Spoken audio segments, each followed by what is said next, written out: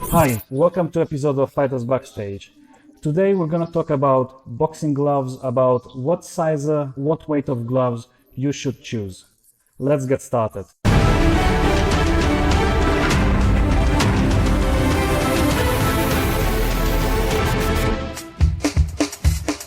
If you're having doubts about which size of boxing gloves to choose when buying them, if you don't know how to make sense of all those labels, let me tell you, you're not alone. A lot of people struggle with this, especially beginners. They don't know which gloves to choose for back training and which ones for sparring. Overall, it's quite a tricky issue. Why is that? Because the vast majority of manufacturers label their gloves not by size but by weight. For example, here we have gloves that weigh 10 ounces. 1 ounce is about 28 grams, so 10-ounce gloves weigh 280 grams. Alright, but how is a beginner supposed to know that gloves of a certain weight will fit their hands? What is the relationship between the weight of the gloves and their size? That's exactly what I'll try to explain in this video.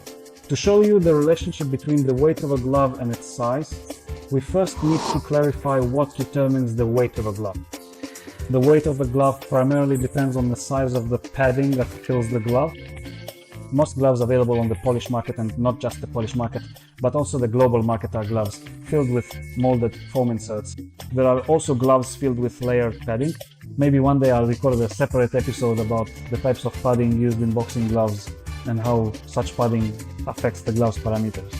However, in the vast majority of cases, these are molded foam inserts. Here I have a sample molded foam insert prepared. This is what it looks like. Well, this one is quite worn out because we've performed various impact absorption tests on it. We simply wanted to find out which foams have the best impact absorption so that our gloves would offer the best possible performance. But as you can see here, the foam mold looks exactly like this. Here is also the cuff part, but for us it doesn't matter that much. The weight of the glove mainly comes from the size of the insert used in the glove. When it comes to gloves in smaller weight options, 6 ounces, 8 ounces, 10 ounces, the differences in the size of the insert between the various weight options are significant. And here not only does the overall surface area of the insert change, but also the internal dimensions. However, for weight options from 10 ounces and up, this relationship is no longer as significant. In that case, the volume of the insert increases, its thickness increases, but the internal size of the insert remains very similar. In fact, the difference in the size of the internal insert between the 10-ounce option and the 16-ounce option will actually range from a few to several millimeters, depending on the model. As I mentioned before, in the case of 6, 8, and 10-ounce gloves, these differences are significant, and here you really should choose the weight option that suits the person who will be using that particular glove model. 6-ounce gloves are intended for children, for kids aged 5 to 8 or 9 years old. My daughter is 9 years old. She uses gloves in the 6-ounce option. They fit her perfectly. So if you're buying gloves for a child up to about 9 years old, you can confidently choose the 6-ounce option. The next weight option is the 8-ounce version. These are gloves intended for teenagers, women, or people with smaller hands. I have a fairly average sized hand, but these gloves fit me just fine. Admittedly, I don't have any wraps or inner gloves on at the moment, so if I were to use them, these might be a bit too tight. However, even with the 8-ounce option, it's still suitable for a man's hand. However, it is generally accepted that 8-ounce gloves are intended for women with smaller hands and for youth. The 10-ounce option, on the other hand, is designed specifically for an adult man's hand. As I mentioned earlier, each and every subsequent option, starting from 10 ounces and extending upwards, significantly increases the overall size and the substantial volume of the protective padding that is meticulously used within the construction of the glove. But I want to emphasize, because this is very important, the surface area and thickness of the padding change, but the internal dimensions of the padding change only slightly.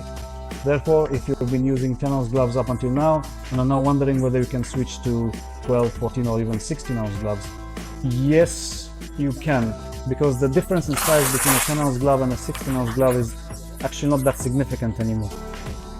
In the 10-ounce glove, I have about a centimeter of space here, this is enough room for boxing gloves. For comparison, in the 16-ounce gloves I have about 1.5, maybe 2 centimeters here.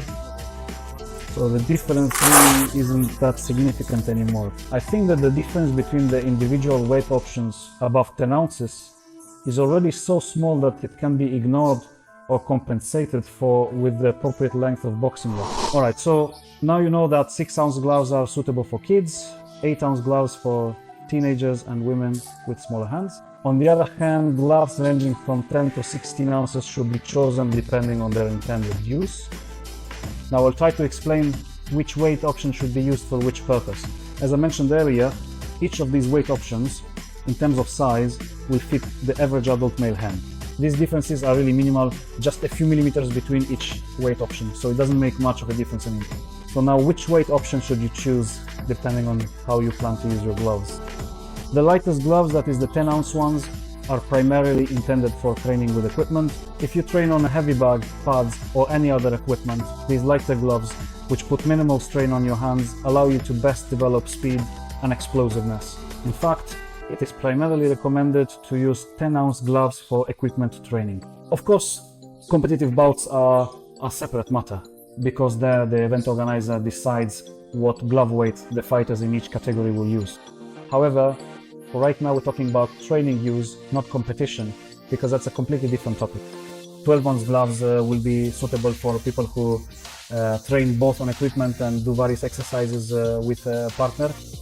As I already mentioned when discussing the structure of the gloves padding, the higher the weight option, the thicker the padding, and thus the gloves will provide better shock absorption. They are heavier, but they absorb the impact force better, increasing the safety of your sparring partner or training partner during various drills. So if you're looking for gloves that you can use both for training on equipment and for various partner drills during training, then 12-ounce gloves might be a good compromise between weight and impact absorption. 14-ounce gloves are already quite heavy gloves. Here the padding is quite thick, which means even greater impact absorption than in the previous two weight options. And such 14-ounce gloves are perfectly suitable for sparring. On one hand, they absorb the force of punches very well, so they're safe for your sparring partner.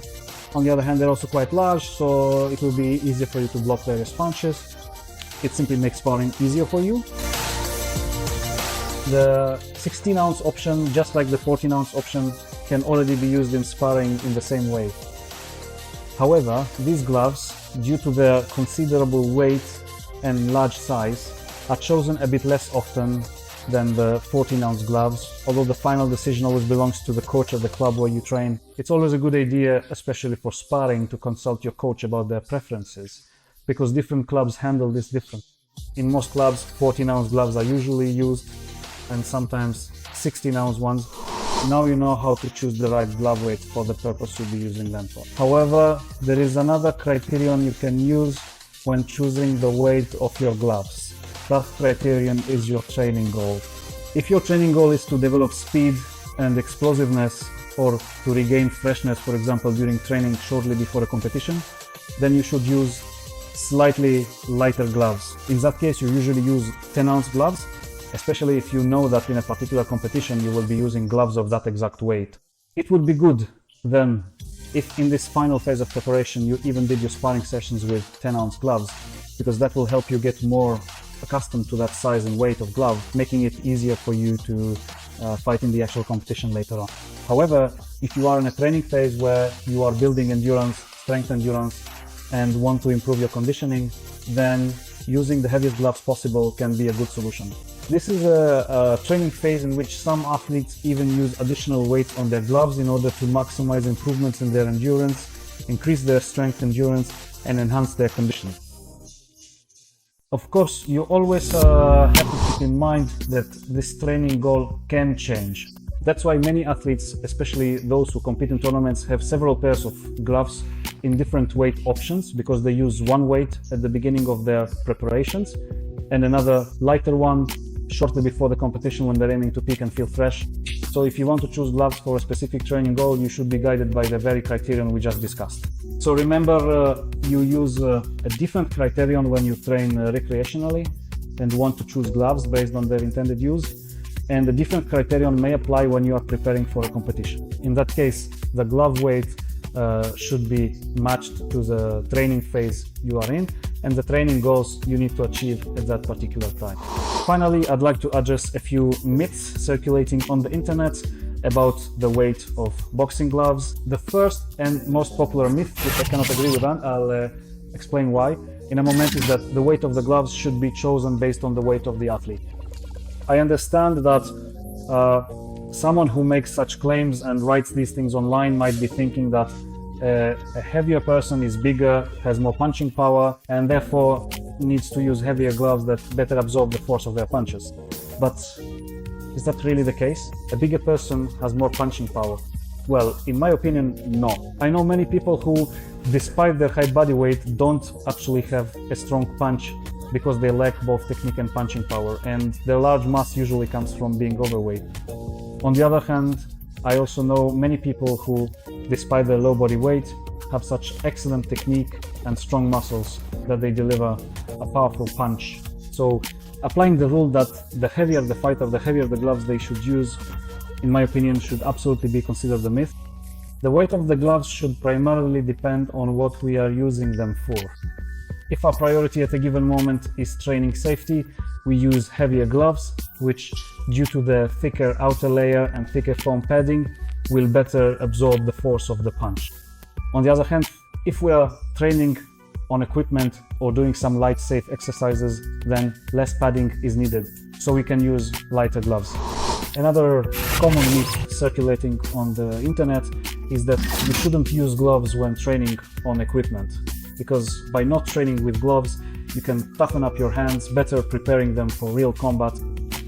In fact, many years ago, I trained karate, and I remember that when we trained, we had exercises to toughen our hands, practicing on various makiwara and so on. However, today, in professional sports, above all, you need to take care of your own safety. When training, various micro-injuries can occur. Therefore, if we aim to practice sports for a longer period, if we care about having a longer career, or even if we train as amateurs but value not only our fitness but also our health, we should definitely use gloves as much as possible.